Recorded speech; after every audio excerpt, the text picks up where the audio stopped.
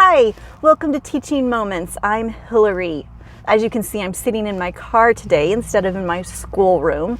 Normally I do reviews of curriculum, but I wasn't going to do that today. I'm not going to do reviewing of curriculum. What I'm going to do is a video that I promised you guys about a year ago. I'm so sorry that it's been a year. Time has flown by, and so some of you may have watched my channel and know that last year at this time, my oldest daughter was graduating from high school, and it was a homeschool high school graduation that she did. I homeschooled her from kindergarten all the way through her senior year, with the exception of a couple of classes, which were usually math and English, in her junior and senior year that she did at the local high school. So mostly though, it was me teaching her through high school. So having this year to sit and think about what I would tell people going all the way through, I think it's also been beneficial, even though I really did mean to do this sooner. Okay, so here we go. So this one, so some of these will be parenting tips, not just homeschool tips. But this first one is going to be a homeschool tip. So my first homeschool tip would be, don't sweat it. Mama, teacher, I don't know who's teaching, mom or dad, whoever's teaching, just don't sweat it so much. Don't worry so much about if they're on the right cue with math or with English or with reading, or you know what, those are common, the core curriculum, and that stuff is important. By no means am I saying don't teach it. Definitely teach it, but don't be sweating it too much. Like if they don't get it or if they don't understand certain concepts, it's gonna be okay. Even if they're a college-bound student, I wouldn't still worry about it too much, because as I found out with my community college, there are classes like for math to get them to the level they need to be for math courses. There's courses they need to get to, you know, for reading or English. So if you don't know, all four of my kiddos have dyslexia to some point. They vary from mild to profound. And so I keep a close eye on the homeschooling with dyslexia, like groups and stuff like that. And there's been so many stories of people who couldn't read very well, and they ended up graduating from universities and getting 4 years, 8 years sometimes, and they did a great job. So don't sweat it too much. Do your best. So this is my phrase, because I am a Christian and I homeschool my kiddos with Jesus helping me, because I don't know how I could do it without Jesus helping me. Do your best and let God do the rest is a saying that I have latched onto. I love it. So do your best and have God guide you on the way through, and let God fill in the rest. But don't sweat it so much. Don't get so stressed out. I did. I got like obsessively stressed, like panicky stressed. And you know what? They're going to be okay. It's going to be fine. Just breathe. It's fine. And some things are not worth stressing about. Like literally think about it. Like, do we really use this all the time? Are they really going to need to know this? And so, and some things they do, yes, but I was obsessive. So for all those mamas out there who stress obsessively, relax. Just relax and have fun and enjoy time with your kids, no matter what age they are. Kindergarten through senior. Each kid has their hard times when it's hard to have fun with them, but just have fun and enjoy it, because wow, my daughter's turning 20 pretty soon. 20. I can't believe it. Crazy. Okay. I know we always hear that as young moms. We're like, stop telling me that it goes by fast, and I don't want to hear that right now. They were right. Our moms and grandmas, they're right. Okay, so don't stress it. Have fun. And don't race through. Like, I've seen some people like do what I call like a power homeschool. They want to get done sooner, and so they do like homeschool in the morning and then homeschool in the evening, and then it's like they try to cram all this information into their children's heads, and that just doesn't really help anybody, because they're not retaining most of that information. So kind of just be careful and don't race through it. It just creates a lot of stress and anxiety in you and your child, and usually it's just not worth it. So don't race through. Make sure that the kids are getting the concepts that they need to learn to understand to go to the next level. And sometimes that process takes longer in some kids than it does others, but it's okay. It's gonna be okay. Another tip, don't compare. And in my notes, don't is like in huge letters and underlined 3 times. Do not compare yourself as a teacher or your children to others. Like, I know that there's a standard that we kind of need to know, okay, should my child be reading a little bit better, or what do we need to be doing at this time? That's different than comparing what you're doing with what your best friend is doing. Don't do that. Nobody wins. I would say that's a life tip, not just a parenting or homeschooling tip. Like, just nobody wins in comparisons. They just don't. So if you're doing that, don't do that. Let's see. Have fun. Don't race. Don't compare. Don't sweat it. Here, I got more in my phone here. Let me see here. This is an interesting one. This is really homeschool. Let them explore their interests when they're younger, in their younger ages. My thought always was, well, I'm going to let them go ahead and do their interest in high school and be able to take all these elective classes. It did not turn out that way, because when you're I'm always going with the mindset that my kids might want to go to college. Whether they decide to go to college or not, that is entirely up to them. But I want to set them up with their transcript to where it's going to be something that college would accept and they would be college ready. Like a regular college, not a rigorous college, a regular college. But I do want them to be college ready if they choose to go that path.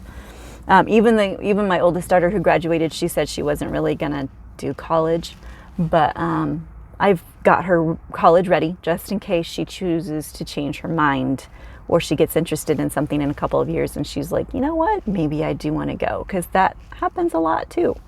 So when you do that, though, in the high school transcripts, you want to make sure that they have certain classes around certain times. So they want to see, if you go to HSLDA, and I'm sure there's other places, because I know not everybody likes HSLDA, but that's where I get a lot of my information for high school and what to do and transcripts and all that jazz. Go there and you can see what colleges are wanting to see. I also found some of the colleges in this area. I was able to bring home a paper, and my husband happens to work for a university, which is handy. And so it's nice to know what they're looking for, and so to make sure to have those classes. So what I found out in the end was my kids actually had less flexibility to get in their interest classes in high school than they did in their younger years. And I thought it was going to be flipped. I thought there was going to be more flexibility in their high school years, but it did not turn out that way, at least for us. I suppose if you wanted to add on a bunch of extracurricular activities, maybe. It also depends if your child is going to having a job or not, like how much extra activities they'll be able to do then. So, but my tip would be, let them explore that, especially in their upper elementary school years, 4th to 6th grade. Let them explore different things so that they can start to find their avenues right away and hone in on what they enjoy, whether that be sports or subjects in class, like fields of interest. Like, of course, they won't know what career they want, but at least you can hone in and be like, oh, this kid really likes science, or this kid is not like math, isn't really great at math, so we need to be careful how we strategize this in the future grades. So that would be another tip that I wish somebody would have told me, that no, your kiddos are not going to have as much time in high school, because then what are you going to do? And I was like, okay, well, sorry, I didn't give you time to figure all that stuff out earlier, and I should have. What do you do? What do you do? So what do? You just trust that it's going to be okay, and they're still going to be able to figure it out. That's what I had to do. And I don't want you guys in that position, so try to have them see what they like earlier on. Okay. I would say in all stages, use prayer as your guide and love your kids. Love on them big time. Love them well. Just love them. So we have stages between preschool and seniors, and each stage is different. I've had people ask me before, which is harder, boys or girls, or which is harder when they're younger or older? There's really no standard, like absolute. There just isn't an absolute. It depends on the kid. It depends on their personality. It depends on the situations that your family is in. You can't say an absolute on that. But just pray for them at all times. Be led by the Lord on what it is you need to do, and love them all the time. Like, even if you have a teenager who's kind of going, getting into some bad choices or that they shouldn't be. Sometimes love wins a lot better than continuously harping on them. Just, I love you and I want to help you and I love you. I know of a mother who had to do that with her child, and it was a breakthrough. The child understood finally after that mom was continuously, I love you. And they broke down crying, and there was hugs, and it was a breakthrough. It was good. It didn't cure it all, but it certainly helped. And yeah, so always love, always pray for your kiddos. Another thing I'd like to say, just simply now that I'm in the season of having a young adult that I'm parenting, because she still lives in the house with us, and there's circumstances to that. She has a job. Learning to parent a young adult, there's a huge learning curve to that, more so for the parent than for the child. But be ready for that. Just know that that's there and that it's normal. There's books on how to start parenting even when they're like in high school, and then sending them on, because of course you slowly want to extend, let them go further and further out so that they can be out on their own. And that starts, well, it's just as continuous through parenting, but you can really notice it in high school years. So learn that. And I wish more parents would talk about that with each other. Like, you learn about the toddlers, and you know that most people know that teen years sometimes can be trickier. But parenting a young adult who's not prepared. I'm still not prepared. I don't know what I'm doing. But we're going to get through it, and it's going to be fine. She's a good kid. And she's not a kid. She's an adult now. Sorry. She's good, and I love her. But we're just so used to parenting, and we need to learn to back off and continue to love on them. So those are the things I would have to say. I know not all of those were homeschool tips. Some of them were. There's so many different stages of what a person does after they graduate from high school. Some can go in the military, some can go to college, some could still live at home and go to college, some just live at home and work or not work, and some have health issues, and there's so many situations that you just don't know which one your child is going to be in at that time. So all right, so I know maybe some of those weren't.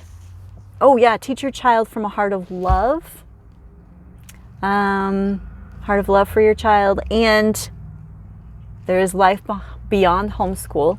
So make sure you have a good relationship with your child. If you're finding that one class is really tripping you up, and that you guys are continuously arguing over that class, maybe it's time to pass that class on to a friend who's really good at it, to a tutor, to a co-op class, or if there's a private or public school in your area that you trust and don't mind them being in. Because a relationship with your kids is a big deal. It's important.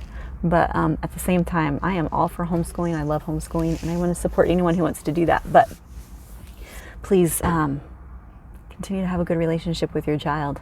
Teach them out of love, and that's going to help. Okay, and so when you're teaching them out of love, you're not going to be rushing them or racing them to get things crammed into their head, because that's not teaching from a place of love. That's teaching from a place of anxiety and stress. So those are some thoughts. If you guys have any direct questions, please ask me. If you have, I don't know, I know I didn't get into the gritty of what do I teach when and stuff like that. You can find that stuff out through different organizations, homeschooling organizations. Every state has a homeschooling organization of some kind, Christian and secular. They're out there, so you can look for those. But I will be more than happy to try to answer any questions you might have or point you in the right direction. It's been nice talking to you guys. It's been a long time. I've got more videos to do. Don't know when I'm going to get to them, but thank you still for watching videos. Please click like and subscribe to my channel. Spread the news to other homeschoolers or people wanting to homeschool, or people who have dyslexia, students with dyslexia. I like helping them too. And There you go. I hope you guys are doing great. Thank you for watching.